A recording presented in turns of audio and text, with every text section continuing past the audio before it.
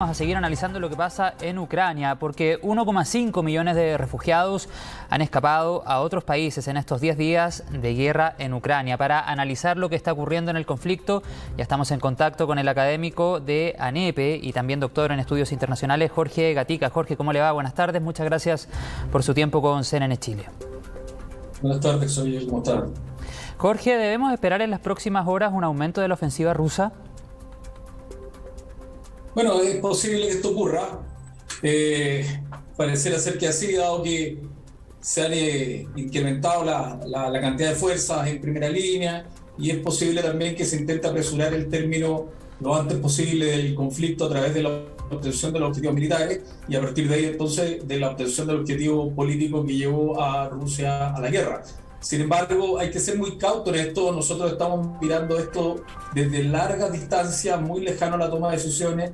No conocemos exactamente la situación in situ, no conocemos la planificación, los tiempos y una serie de otras variables que condicionan la planificación y la ejecución de esa planificación en el terreno.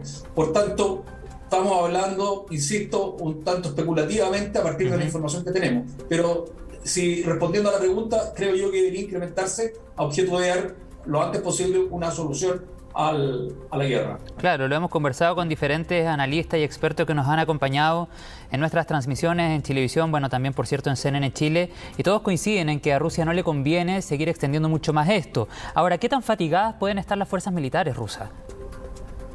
Bueno, bastante, ya llevan 11 días de combate, no obstante, no todas están 24/7 combatiendo, sin embargo, hay un estrés que produce un desgaste emocional.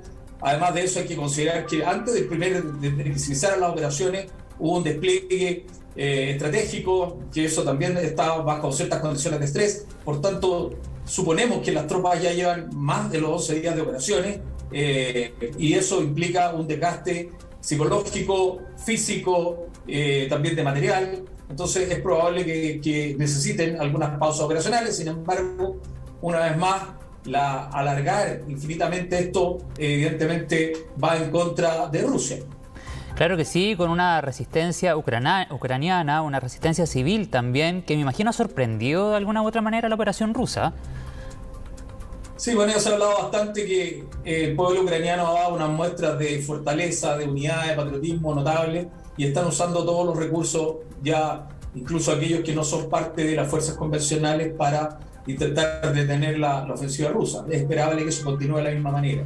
Y en la medida que se mantenga la ocupación de las fuerzas rusas en territorio ucraniano, es muy probable también que se mantenga esa resistencia. ¿Crees que en las próximas horas vamos a tener noticias de ataques en Odesa? Sabemos que ya hace varios días los habitantes de esta localidad, que en la que, si no me equivoco, viven alrededor de 1 millón de personas, es un puerto muy importante en Ucrania, se han ido preparando, han ido a las playas a recolectar arena para hacer barrera, han hecho también, por así llamarlo, escudos para poder frenar el avance de tanque, pero sin ir más lejos, durante las primeras horas de este día domingo, el presidente ucraniano dice, bueno, esto es un ataque, una ofensiva inminente. ¿Crees que esas son las noticias que vamos a conocer en las próximas horas? ¿Estamos ante una ofensiva rusa en Odesa totalmente inminente?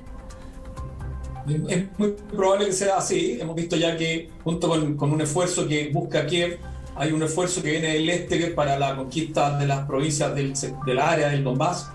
Y también hemos visto que hay una ofensiva desde el sur. Así claro, que es probable que se extienda hacia Odesa con el fin de cerrar además el acceso al mar de Ucrania, lo que le significaría también otro elemento que les permite sentarse a negociar posteriormente de mejor manera. Así que eso es muy posible.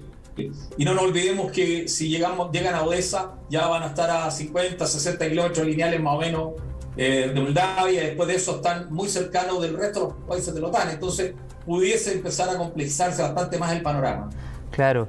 Bueno, mirándolo desde la perspectiva de las negociaciones, sabemos que se avecinan nuevas tratativas para tratar de encontrar un acuerdo en medio de este conflicto que ya, bueno, tiene una data bastante larga, pero los ataques de manera directa comenzaron hace 11 días. ¿Qué podemos esperar, por ejemplo, del rol de Israel como mediador? Es interesante el rol que está asumiendo Israel, esperemos que sea validado por ambas partes. Yo creo que Ucrania no va a tener problema, porque la verdad es que si alguien necesita lo antes posible sentarse a negociar en Ucrania, y esperemos que Rusia le dé el crédito necesario y lo transforme en un mediador válido a objeto de alcanzar el acuerdo. La negociación anterior, negociando a través de Bielorrusia, evidentemente no tenían ninguna posibilidad de llegar a buen puerto, dado que Bielorrusia es un aliado de Rusia, por tanto no puede transformarse, entre comillas, en coiparte. No nos olvidemos que parte de los medios que atacaron desde el norte lo hicieron a través del territorio de Bielorrusia. Por tanto, no era un buen mediador en este conflicto. Francia, por su parte, se ha debilitado en su rol de mediador y, bueno, parece muy interesante a lo menos que Putin haya resuelto recibir a Israel y podría eventualmente aparecer por ahí la solución. Jorge, ¿y usted ve posible la presencia de aviones norteamericanos, de Estados Unidos, aviones de guerra, me refiero, en Ucrania? Bueno, lo que decía Trump, tomar aviones americanos, pintarle el símbolo chino, es una caricatura, evidentemente. Eso no es viable.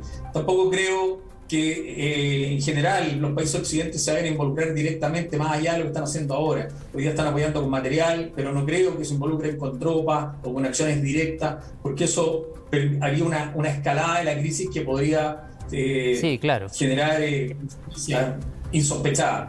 Así que yo ya no lo hicieron en los primeros 11 días, difícil que lo hagan ahora.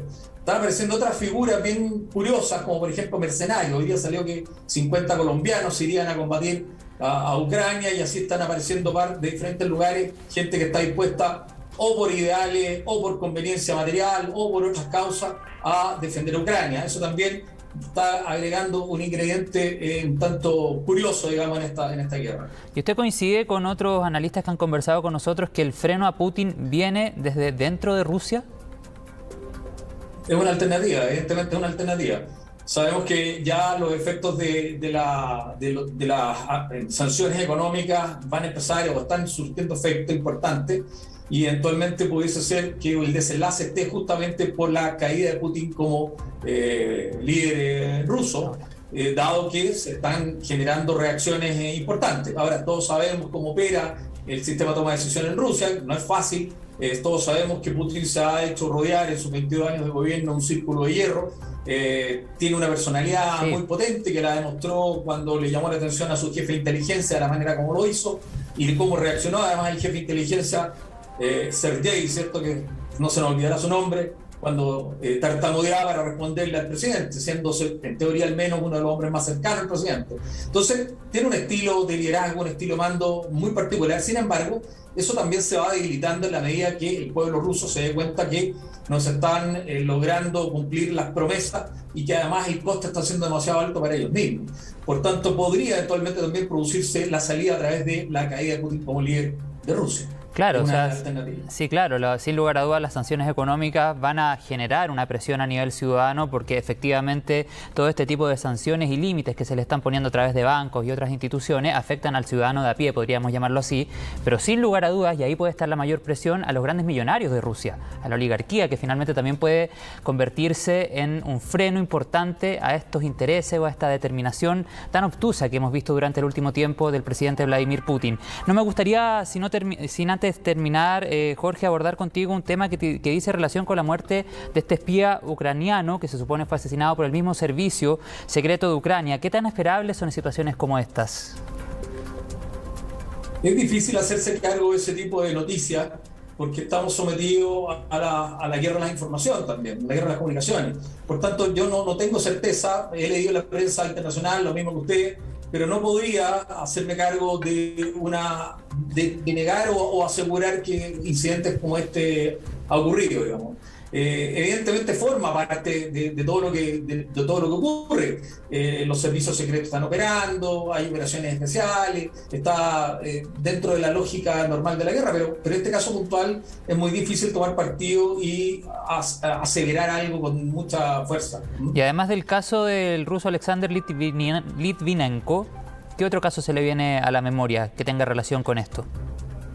La verdad es que son varios, pero insisto que están dentro de esta lógica de la guerra de informaciones, donde se acusa de espionaje cruzado, se acusa violaciones de derechos humanos, se acusa de todo. Es parte de lograr que el sistema internacional solidarice con la causa que cada una de las partes tiene, porque finalmente la verdad es la verdad que logra vender quien está interesado en hacerlo. Así es que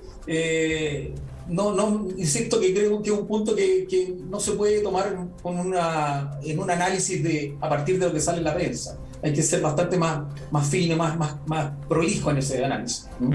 Jorge, para finalizar, bueno, agradecerle su tiempo con CNN Chile, pero también le quiero extender una invitación a usted y a toda la gente que nos está viendo hasta ahora a través de la pantalla de CNN Chile a esta noche, el regreso de Tolerancia Cero, donde vamos a estar analizando todo el conflicto ucraniano. Va a estar conducido por Fernando Paulsen, por Mónica Rincón y también por Raúl Sor. Les cuento que en esta oportunidad vamos a analizar los escenarios de la guerra en Ucrania junto al ex canciller Juan Gabriel Valdés. Entonces, como les decía, Tolerancia Cero, el regreso, conducen Fernando Paulsen, Mónica Rincón y también Raúl Sor. Vamos a estar más adelante en Noticias Express hablando con Mónica y de todos los preparativos del programa y, por cierto, también de cuáles van a ser los temas que van a marcar este regreso de Tolerancia Cero a 11 días de iniciada la invasión de Rusia a Ucrania. Muchas gracias, reiteramos a Jorge Gatica ahí y lo esperamos en la sintonía de CNN Chile esta noche. Hasta luego, muchas gracias. Que esté muy bien. Vamos a hacer un alto en las noticias. Nos volvemos a encontrar más adelante a las 17:30, como siempre a través de la pantalla de CNN Chile.